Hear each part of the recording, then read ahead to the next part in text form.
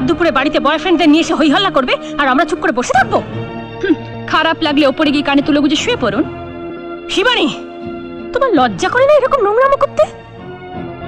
নোংরামি? কিসের নোংরামি? এটাই তো আপনাদের মডার্ন কালচার।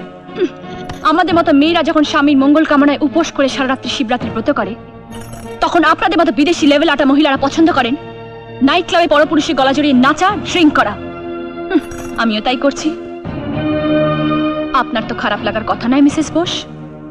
তোমার এই আসল রূপটা যদি আগে জানতাম। ছি ছি ছি ছি ছি, এবারে বউ হয়ে তুমি বউ?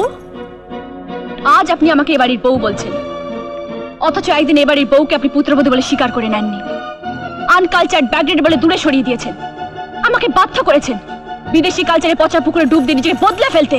দেখুন, আজ আমার হাতে শাখা নেই, কপালে সিঁদুর নেই, আর হাতে পুজোর থালাও নেই। পূজারিনী সেই পুজোর ডালি আপনি পা দিয়ে পিষে ধুলোয় মিশিয়ে দিয়েছেন মা। অসম্মান করেছেন বাঙালির সম্মান আর মর্যাদাকে।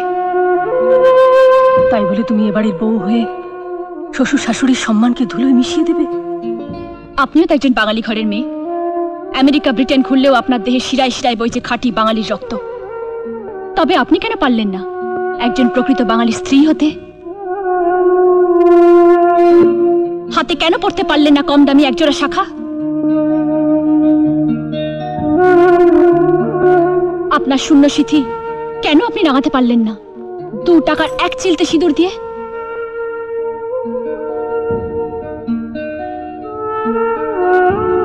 বলুন মা, চুপ করে থাকবেন না, বলুন।